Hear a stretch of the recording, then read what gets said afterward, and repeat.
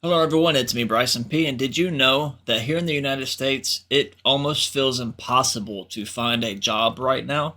Even though the unemployment rate and other factors may not look like it on the surface, there are many people that are desperately trying to find work and are having a hard time. I see it almost daily on our community chats for the city that I live in. It's just multiple people every day asking for who's hiring or what jobs there are out there, in different pay scales. So that's what we're going to be checking out today. Why getting a job feels impossible right now. Here we go. On paper, the job market now looks solid. Unemployment hit a 54-year low at 3.4% back in January of 2023, and US employers added 2.7 million people to the payroll in 2023 alone. The January jobs report also showed the 2024 labor market was off to a solid start. When we look at the hard data, it seems to suggest that the labor market has been fairly strong and, in fact, surprisingly resilient, especially after 2023, where we had headlines about layoffs and forecasts of recession. But when you look at the soft data, Americans tend to be a little bit less optimistic about how the economy is doing, and in particular about the job market. Politicians just talking about how the economy is so great. I just want to scream from the rooftops. Then how come no one can find a job? Recently, unemployed full-time workers applied to an average of 30 jobs, only to receive an average of 4 callbacks or responses. If you look at the job vacancies, they're down a little bit, but not down enormously. But if you ask, how hard are you working to fill them? The answer seems to be not very right now. So why does it feel so hard to get a job right now? And is the US labor market as strong as it seems? Here we go. We're going to find out. My name's Jenna Jackson. I'm from Ardmore, Pennsylvania, in the suburbs of Philadelphia. This job market is like the craziest that I have ever seen. I was frustrated just with how my job search process has been going. I haven't quantified how many applications I've applied to. It would be a little depressing, I feel, at this point to quantify it. But it was definitely in the hundreds at least. 55% of unemployed adults said they were burnt out from searching for a new job. Younger generations were impacted the most, with 66% complaining of burnout stemming from job search. Looking for a job can be a full-time job. There's a lot that goes into it. Filling out applications online can be tedious and can be time-consuming and can be really stressful. Every day just feels like Groundhog Day. You're waking up doing the same thing. When I looked at the data, if you just applied to a job. Okay. So real quick, I'm going to pull up, because I've already got Facebook up on my phone here. But if I go to our community here, let's see if I can find it here. Bam. And I pull up on our search history bar that we have. I can type in hiring. Let's see what pops up here.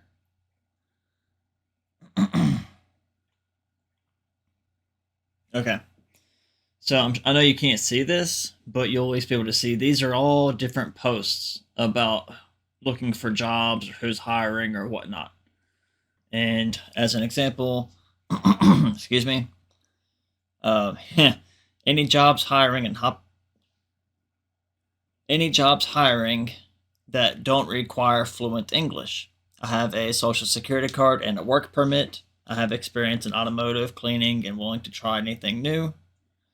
What factories are hiring? First shift, through the door ASAP. Is there anyone hiring 16-year-olds right now? I swear I've applied everywhere, but I've only heard back from 2 places, both of which have said no. I have reliable transportation and a lot of volunteer experience. Man, who's hiring with great pay and plenty of hours in the industrial park? I'm currently full-time at a place that isn't for me nor deserves my work ethic.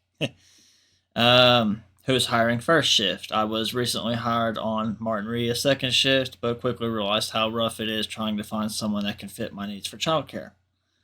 Who's hiring? Looking for factory work. Point me in the right direction. Bambinos is hiring for cooks and servers. We are conducting interviews throughout the week.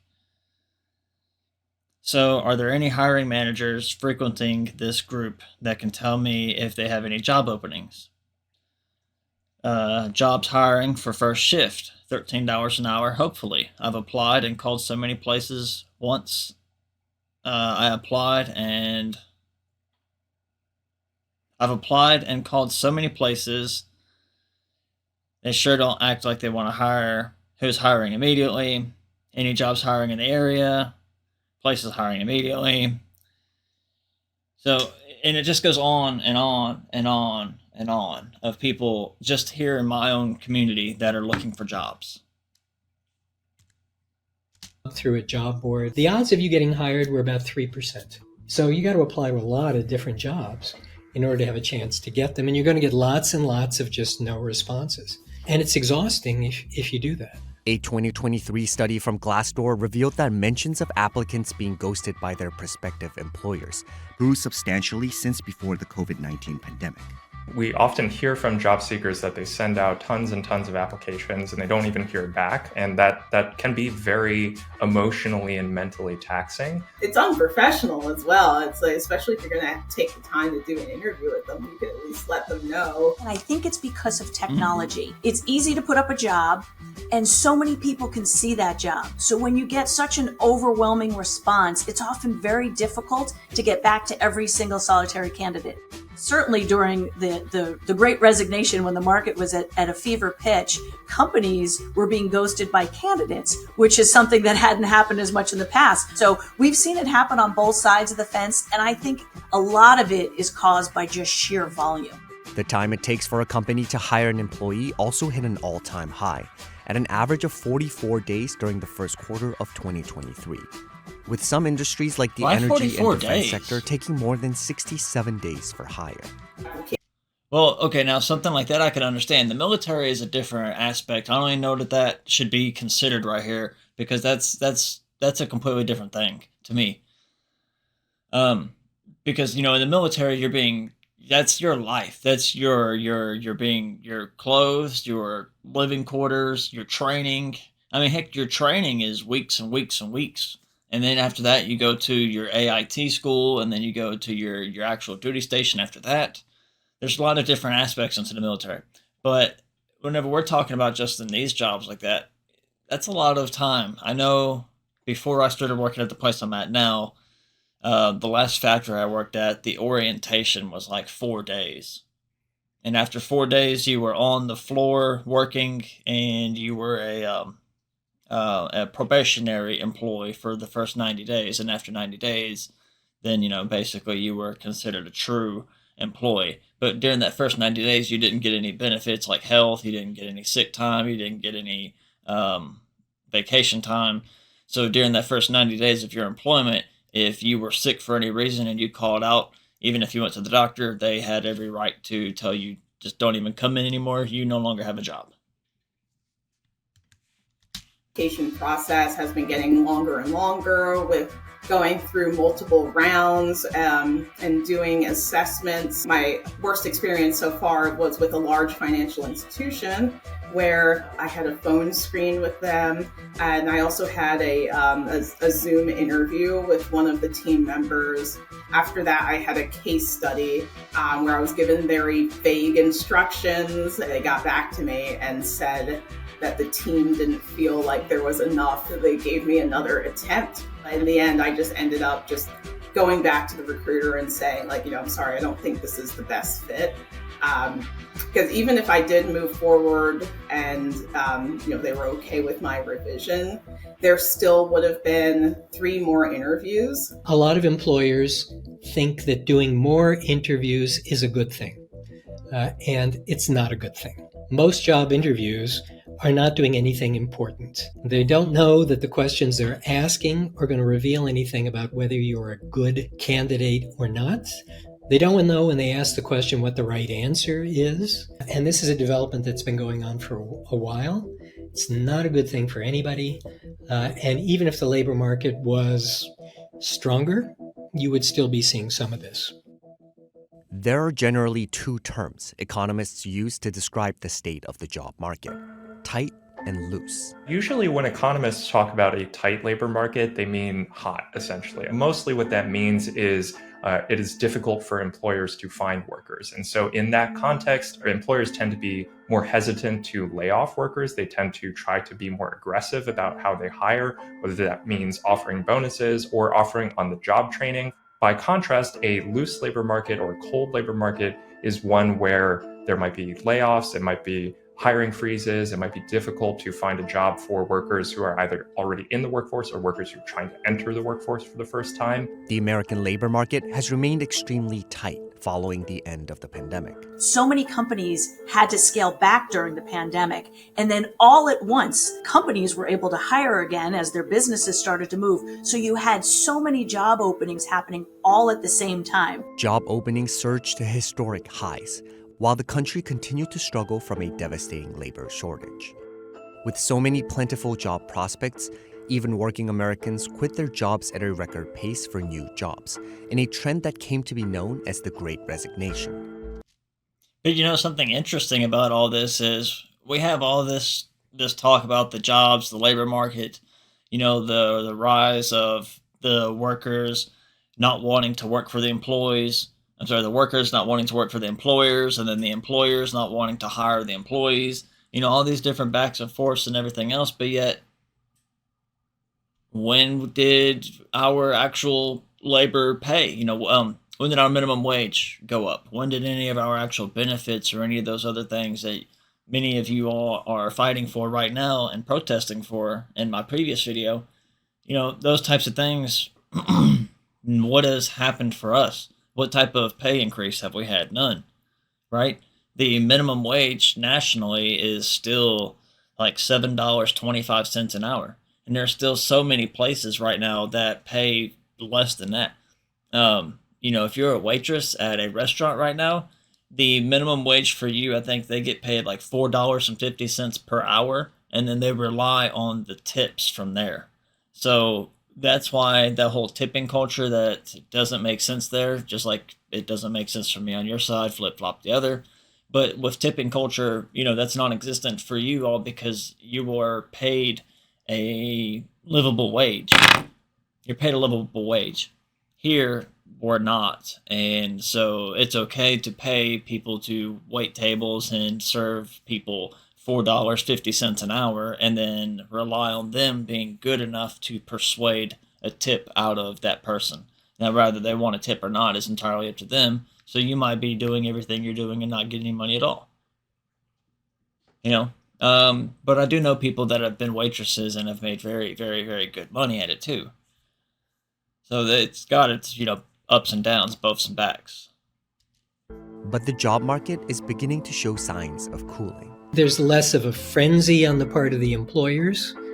If you're somebody who wants a job, you would like a frenzy on the part of the employers because you would like to have lots of people trying to hire you. I think one interesting thing about the job market right now is that it is strong, but the hiring rate is low, and similarly, the layoff rate is actually very low. The layoff and discharge rate in the US has been hovering near historic lows, despite the barrage of layoffs reported specifically within the more visible tech and media sectors. So I think what might be going on here is that employers are hesitant to lay off workers. They're hesitant to push workers out because of their recent experience with labor shortages. But on the flip side, that also means that a lot of workers are sitting tight, they're not quitting, they're not being laid off, and so there aren't as many of those opportunities you would normally expect from attrition for folks who are trying to break into those roles. Meanwhile, research from LinkedIn found that job seekers' search intensity in the US grew by 27% in 2023 compared to the year before. In 2022, there was one open job for every active applicant on the LinkedIn platform. By 2023, the ratio turned to one job for every 2 active applicants. Right now in the marketplace, what we're seeing is both employers and employees being a little bit more selective. Everybody's taking a little bit more of a measured approach right now, being a little bit more selective in their choices, and that's why we've seen a little bit of a cooling in the marketplace.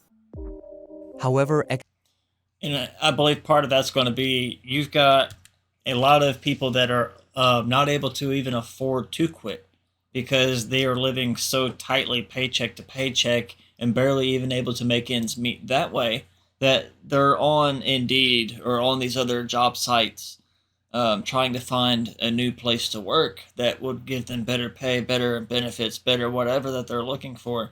But they can't even afford to get out of the job that they have right now because the lapse in pay for those couple weeks would set them far back behind on their bills, or that might be that last part of their mortgage that they missed that causes them to get their house foreclosed on, and now they don't have a house to live in.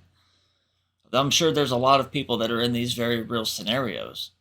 You are so desperate to get out, so you're looking and looking, but yet at the same time you can't even afford to get out because you're not able to survive long enough to make that leap and that transition, and for that transition to blossom into the better prospect that you know that it is.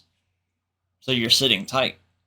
And then you got the silent quitting, which is, for those of you who don't know what that is, but that's the silent quitting is whenever you are going to work every day and just barely doing the minimum and doing just enough to not get fired and refusing to do anything else, and you basically have quit, but you're still there. Silent quit. Experts reassure that the cooling labor market is no reason for concern yet. It is important to have a perspective that's a little more historical on this. If you're hunting for a job right now and you can't find one, it looks like a lousy job market to you. But compared to your parents' experience, it's a great job market. I think that sentiment is outcomes minus expectations. So in 2021, 2022, there were labor shortages, companies were hiring very aggressively. And so even if 2024 is shaping up to be a relatively healthy labor market, by recent comparison, it doesn't feel quite as strong. A cool down in the labor market was also what the Federal Reserve had intended with its series of interest rate hikes. If you are the Federal Reserve and you want to slow the economy down, that means you want to slow the markets down a bit. The biggest market is the labor market. If you look at what employers do, where their budget is, it's mainly going to labor. So you can't easily cool the economy down unless you cool the labor market down. Experts also noted that the health of the labor market will largely rely on where the economy is headed next. If the economy does slow down more significantly in 2024, if we see a recession in 2024, the labor market can be somewhat resilient, but it can't fully buck the broader economic trends. And so that's definitely something we want to watch out for in 2024. It's not a guarantee that the job market is going to remain as strong. Broadly speaking, we might have some optimism about the economy. That doesn't necessarily mean that the job search is an easy process. I guess the big thing I would say is it's not you. It's not you. It's happening to hundreds of thousands of people at the same time. And it has to do with what's going on in the bigger economy. It has to do with uncertainty, but it also has to do with a lot of quirkiness inside employers about how they handle hiring these days. It's definitely difficult out there, but I just encourage you not to give up and still keep diving into your network and stay tight with family and friends, just to give you, the emotional support that you might be lacking at the moment, and to give you that confidence that you can do it. Okay, so that was why getting a job feels impossible right now, which also led me to the question right here at the end.